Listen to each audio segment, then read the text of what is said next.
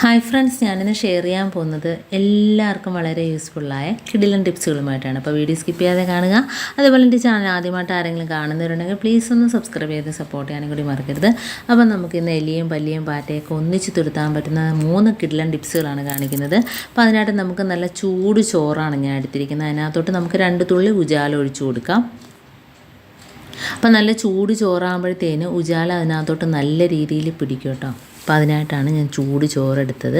അതിനകത്തോട്ട് 2 തുള്ളി ഉജാല ഒഴിച്ചു കൊടുത്തിട്ടുണ്ട്. ഇനി നമുക്ക് ഇതിനകത്തോട്ട് പാരസെറ്റാമോൾ ഗുളികയാണ് ചേർത്ത് കൊടുക്കുന്നത്. അതിപ്പോൾ എത്രമാത്രം നമുക്ക് ആവശ്യമുണ്ടോ അതിനനുസരിച്ച് ഇതിൻ്റെ അളവ് കൂട്ടാം. 1 തുള്ളിയും കൂടെ ഉജാല ഒഴിച്ചു കൊടുക്കുന്നുണ്ടേ. ആ കളർ ഇച്ചിരി കുറവായതുകൊണ്ട് 1 തുള്ളി ഉജാലയും കൂടെ ഒഴിച്ചു കൊടുത്ത് ഒന്ന് ഇത് മിക്സ് ചെയ്തിട്ടുണ്ട്. ഇനി നമുക്ക് 2 പാരസെറ്റാമോൾ ഇതിനകത്ത് ചേർത്ത് കൊടുക്കാം. അത് കുറയാൻ പാടില്ല. 2, 3, 4 ഒക്കെ ചേർത്ത് കൊടുക്കാം കേട്ടോ. അപ്പോൾ അതൊന്ന് പൊടിച്ച് കൊണ്ടുവരാം. നല്ല പൊടിച്ചെടുത്തിട്ടുണ്ട്. ഇനി നമുക്കിതിനകത്തോട്ടൊന്ന് ചേർത്ത് മിക്സ് ചെയ്ത് കൊടുക്കാം. അപ്പം ഈ ഒരു അളവിൽ, കാരണം ഞാൻ ഒരു 2 ടേബിൾ സ്പൂൺ അളവിൽ ചോറ് എടുത്തിട്ടുള്ളൂ. അതിനകത്ത് 2 പാരസെറ്റാമോൾ ഗുളികയാണ് ചേർത്തിരിക്കുന്നത്. ചോറിൻ്റെ അളവ് കൂടുന്നതനുസരിച്ച് പാരസെറ്റാമോൾ ഗുളികയുടെ എണ്ണവും കൂട്ടണം. ഇനി നമുക്ക് ഇതിനകത്തോട്ടൊരു നല്ലൊരു മണത്തിന് വേണ്ടിയിട്ട് എൻ്റെ കയ്യിൽ തേങ്ങ വറുത്തതുണ്ടായിരുന്നു കേട്ടോ. അപ്പോൾ അത് കുറച്ചിട്ട് കൊടുത്തിട്ടുണ്ട്. ഇനി നിങ്ങളുടെ കയ്യിൽ എന്താണോ ഉള്ളത്, ശർക്കരയോ എന്താണ് ഉള്ളത് അതിട്ട് കൊടുക്കുക. പച്ചത്തേങ്ങയോ ഒരു മണത്തിന് വേണ്ടിയിട്ട് കപ്പലണ്ടിപ്പൊടിയോ റസ്കിൻ്റെ പൊടിയോ എന്താണെന്ന് വെച്ചാൽ അതിനകത്ത് ഇട്ട് കൊടുക്കാം. ഇതിപ്പോൾ എൻ്റെ കയ്യിൽ വറുത്തൊരു തേങ്ങ ഉള്ളതുകൊണ്ട് കുറച്ചിട്ട് കൊടുത്തു. കാരണം നല്ലൊരു മണമാണ്, അത് ആകർഷിച്ച് എലി കഴിക്കുകയും ചെയ്യും.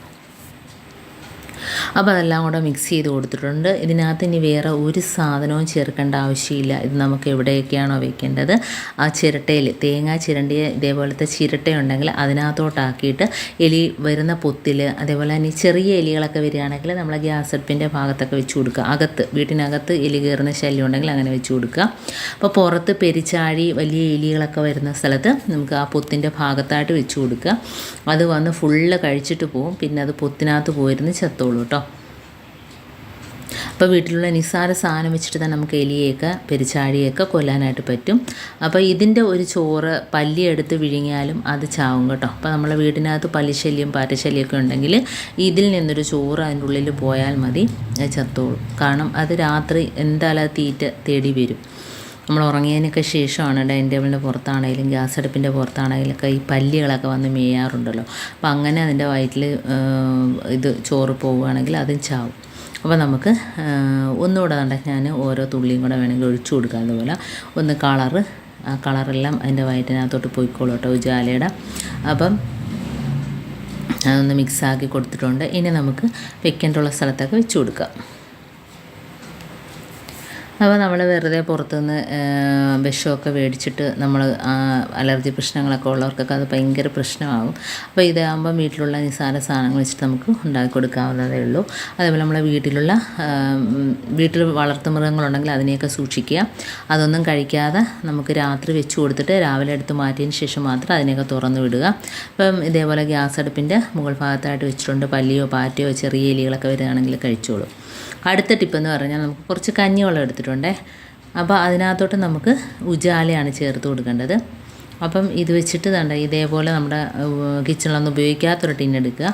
അതിനകത്തോട്ട് ഞാൻ ഒഴിച്ചു കൊടുത്തിട്ടുണ്ട്. ഇനി നമുക്ക് ഇതിനകത്തോട്ട് ചേർത്ത് കൊടുക്കേണ്ടത് ഡെറ്റോളും ഉജാലയും മാത്രമാണ്, വേറൊന്നും ഞാൻ ചേർത്ത് കൊടുക്കുന്നില്ല.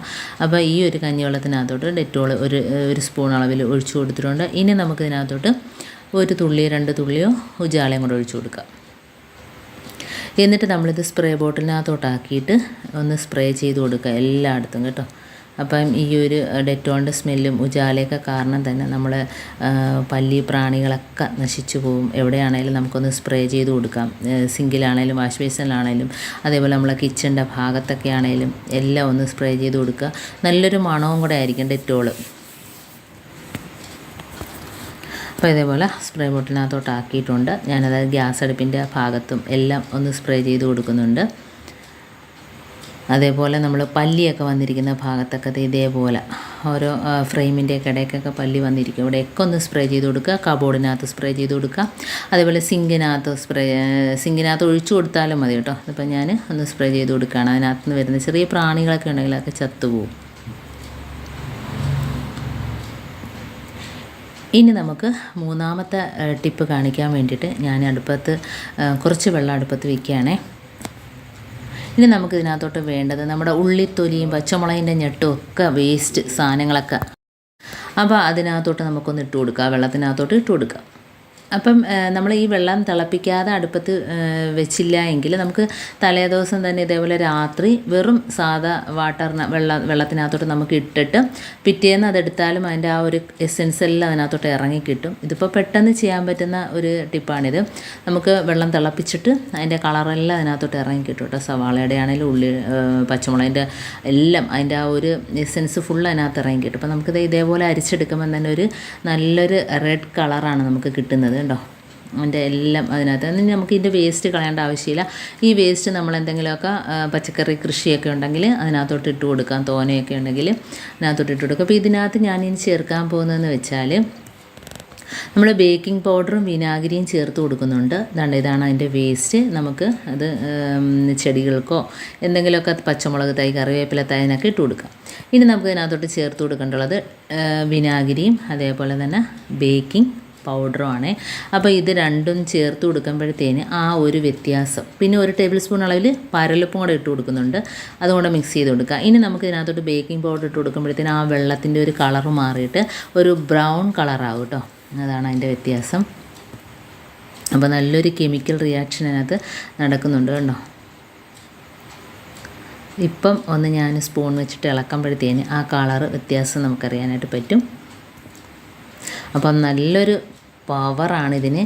കാരണം അതിനകത്ത് കണ്ട കളറ് ഇപ്പം വേറൊരു കളറായിട്ട് വന്നിട്ടുണ്ട്. ഇനി നമുക്ക് ഇത് വെച്ചിട്ട് വേണം എല്ലായിടത്തും ഒന്ന് സ്പ്രേ ചെയ്യാൻ. കാരണം പാമ്പ് എന്തെല്ലാം ഇഴജന്തുക്കളൊക്കെ ഉണ്ടോ അതൊക്കെ നമുക്ക് ശല്യങ്ങളെല്ലാം ഒഴിവാക്കി കിട്ടും. നമ്മളെ ചെടിയുടെ ഭാഗത്തും പുറത്തും എല്ലാം ഒന്ന് ഇതൊന്ന് ഒഴിച്ചു കൊടുക്കുക. അടുക്കളയുടെ ഭാഗത്ത് അതേപോലെ തന്നെ എന്തെങ്കിലുമൊക്കെ എലിപ്പൊത്തൊക്കെ ഉണ്ടെങ്കിൽ അവിടെ ഒഴിച്ചു കൊടുക്കുക. വളർത്തു മൃഗങ്ങളൊക്കെ ഉണ്ടെങ്കിൽ ആ ഭാഗത്തൊക്കെ ഒന്ന് ഒഴിച്ചു കൊടുക്കുക. കാരണം ഇത് ഒഴിച്ചു കൊടുക്കുമ്പോഴത്തേനും അവിടെ ഒന്നും ഇഴജന്തുക്കളൊന്നും ഉണ്ടാവില്ല, പാമ്പിനെ ഒന്നും പേടിക്കേണ്ട ആവശ്യമില്ല. അപ്പോൾ ഇതേപോലെ ചെയ്യാത്തവരൊക്കെ ഒന്ന് ചെയ്തു നോക്കുക. വീട്ടിൽ നിസ്സാരമായിട്ട് ചെയ്യാൻ പറ്റുന്ന കിടിലം 3 ടിപ്സുകളാണ് ഞാൻ കാണിച്ചത്. അപ്പം എല്ലാവരും ഒന്ന് ചെയ്ത് നോക്കുക. നമ്മൾ ചെയ്ത് നോക്കി റിസൾട്ട് കിട്ടിയതാണ് നിങ്ങളുമായിട്ട് ഷെയർ ചെയ്യുന്നത്. കണ്ടോ, എലിപ്പത്തുള്ള ഭാഗത്തെല്ലാം ഇതുപോലെ ഒഴിച്ചു കൊടുക്കുക, ചെടിയുടെ ഭാഗത്തൊക്കെ ഒഴിച്ചു കൊടുക്കുക.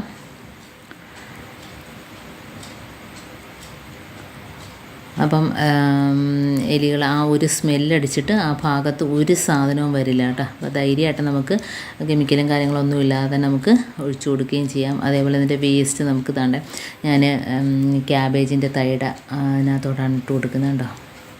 നല്ലൊരു വളമാണേ. ഇതിനകത്ത് വേറെ കാര്യങ്ങളൊന്നും ചേർന്നിട്ടില്ലല്ലോ. അപ്പോൾ വിനാരിയും ബേക്കിംഗ് പൗഡറൊന്നും ഈ ഉള്ളിത്തൊലിയിൽ ഇല്ലാത്തതുകൊണ്ട് തന്നെ നമുക്കതിനകത്ത് ധൈര്യമായിട്ട് ഇട്ട് കൊടുക്കാം.